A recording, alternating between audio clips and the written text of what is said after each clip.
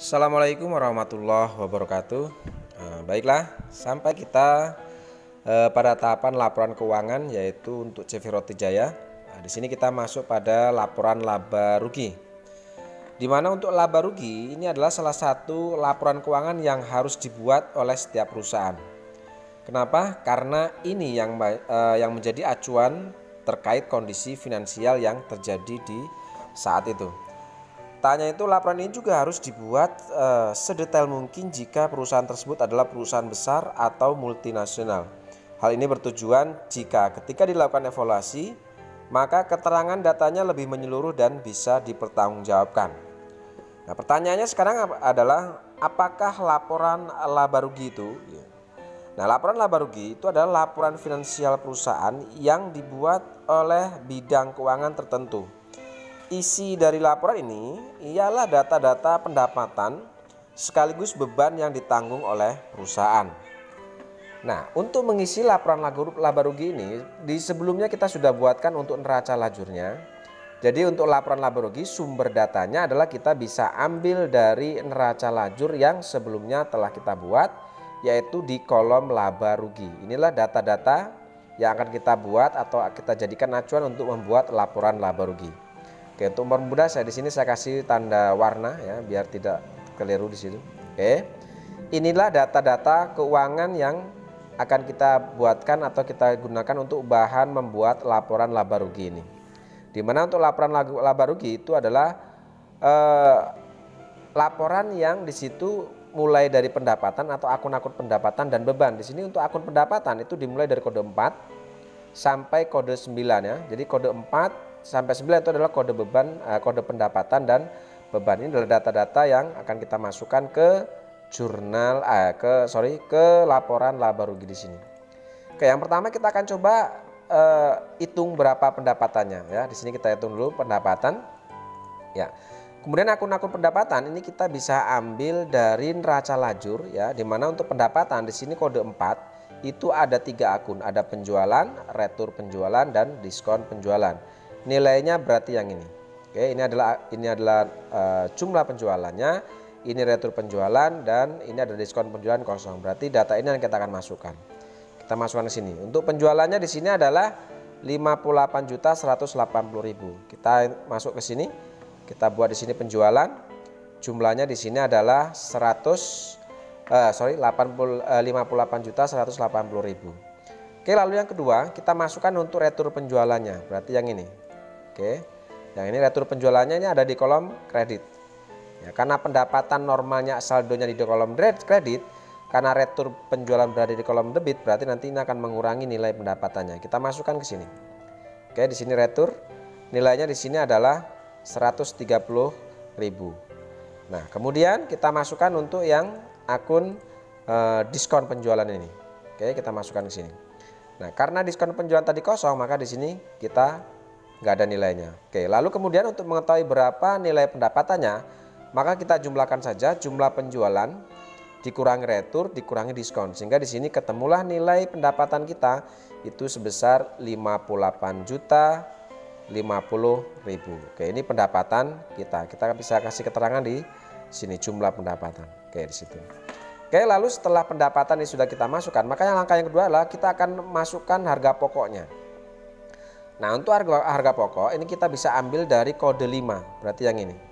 Ya, di mana kode 5 itu ada harga pokok penjualan, ada biaya tenaga kerja langsung, dan ada biaya overhead pabrik. Nah, ini akan kita masukkan sebagai akun harga pokok. Kita masukkan di sini. Oke. Ya. Kemudian nilai-nilainya itu bisa kita ambilkan dari nilai-nilai yang ada di kolom laba rugi ini. Oke, di sini. Berarti yang ini. Berarti nilai yang ini yang kita ambil. Nah, ya ini. Oke, ini yang kita ambil. Kita masukkan ke sini. Ya, kita masukkan ke kolom jumlah sini. Ya. Lalu kemudian nilai harga pokok ini kita akan jumlahkan di sebelah kolom kedua. Maka di sini setelah kita jumlahkan itu didapat harga pokoknya jumlahnya adalah 35.746.400. Sehingga di sini untuk mengetahui berapa nilai laba bersih sebelum laba kotor maka jumlah penjualan ini dikurangi dengan nilai harga pokok ini. Sehingga di sini ketemulah harga pendapatan kotornya itu adalah 22.303.600. Ini bisa kita kasih keterangan sebagai laba kotor seperti itu. Kenapa laba kotor? Karena ini belum kita kurangi dengan bebannya. Nah, sekarang untuk mencari berapa nilai pendapatan bersihnya atau laba bersihnya, maka kita akan masukkan nilai bebannya atau akun-akun beban. Dimana untuk akun beban ini adalah kita ambil dari neraca lajur itu yang kodenya 6. Ini adalah kode-kode beban usaha.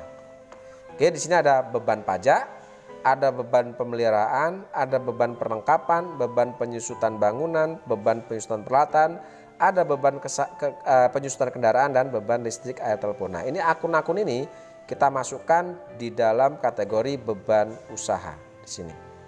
Nah, kita masukkan di sini. Kemudian nilai nominalnya kita masukkan di kolom pertama ini. Itu kita ambil dari nilai yang ada di kolom laba rugi. Berarti yang ini yang kita ambil. Nah, dari 400 sampai 3.550 kita masukkan semua sesuaikan dengan nama akunnya di sini. Kita masukkan ke sini. Ya, seperti itu. Inilah adalah nominal dari beban usaha. Kemudian beban ini kita akan jumlahkan, kita akan letakkan di kolom sebelah kanan di sini. Setelah saya jumlahkan di sini ketemulah total untuk beban usaha itu sebesar 18.641.000. Nah, sekarang laba kotor ini kita akan kurangi dengan nilai bebannya atau jumlah bebannya, sehingga di sini ketemulah untuk laba bersihnya itu 3.662.600. Ini adalah laba bersih sementara. Oke, laba bersih sementara sebesar 3.662.600. Nah, untuk mendapatkan berapa nilai laba bersihnya sebelum pajak, sekarang kita masukkan untuk pendapatan usaha atau pendapatan di luar usahanya. Nah, untuk mengetahui berapa nilai pendapatan di luar usahanya, nah pendapatan di luar usaha itu adalah kodenya 8. Di sini ada dua akun, ada pendapatan bunga dan ada pendapatan lain-lain. Nah, ini kita akan masukkan ke kategori pendapatan di luar usaha. Ya, seperti ini. Baru nilainya kita masukkan di sini. Yaitu 1.035.000 dan 475.000. Kita masukkan di sini. Ya. Kemudian setelah pendapatan usaha ini sudah kita masukkan, yang selanjutnya adalah kita akan masukkan nilai beban di luar usahanya. Oke, di mana untuk beban di luar usaha ini adalah kode 9. Di sini hanya ada akun 1, yaitu beban administrasi bank. Kita akan masukkan ke sini. Beban administrasi bank itu sebagai atau masuk dalam kategori beban di luar usaha. Lalu nilainya kita masukkan ke sini. Beban administrasi bank nilainya adalah 250. Kita masukkan di sini. Ya, nilainya kita masukkan di situ. Nah, kemudian kita akan jumlah berapa nilai pendapatan di luar usaha dan beban di luar usaha. Untuk pendapatan di luar usaha itu ada pendapatan bunga 1.035.000 dan pendapatan lain-lain itu 475.000. Sehingga di sini bebannya itu adalah 250. Sehingga kita jumlahkan pendapatan bunga ditambah dengan pendapatan lain-lain dikurangi dengan beban administrasi bank. Sehingga di sini ketemulah nilai untuk pendapatan atau saldo pendapatan itu sebesar 1.260.000. Nah, karena saldo yang kita dapat di sini adalah saldo pendapatan, ya, artinya nilai pendapatan di sini lebih besar dari nilai beban, maka saldo pendapatan ini otomatis akan menambah laba bersih. Nah, sekarang karena menambah, maka otomatis laba bersih sementara ini ditambahkan dengan saldo pendapatan di luar usaha, sehingga di sini dapatlah nilai sebesar 4.922.600. Nah, inilah yang bisa dikatakan sebagai laba bersih sebelum pajak. Ya, seperti itu. Mudah cara menyusunnya ya. Jadi untuk menyusun laporan laba rugi, saya ulang lagi bahwa di sini yang akan kita gunakan adalah akun-akun pendapatan dan akun beban, di mana di neraca lajur akun pendapatan dan beban itu dimulai dari kode 4 sampai kode 9. Ya, lalu kita masukkan berapa nilai pendapatannya, ya, kita kelompokkan akun pendapatan, kemudian kita kelompokkan sebagai akun harga pokok, kemudian ada akun beban, ada pendapatan di luar usaha dan ada akun beban di luar usaha. Nah, kita akan kelompokkan di sini sehingga ketemulah nilai akhirnya sebesar laba bersih sebelum pajak itu 4.922.600. Oke, seperti itu untuk membuat laporan laba rugi.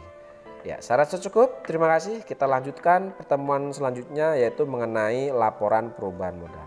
Terima kasih. Assalamualaikum warahmatullahi wabarakatuh.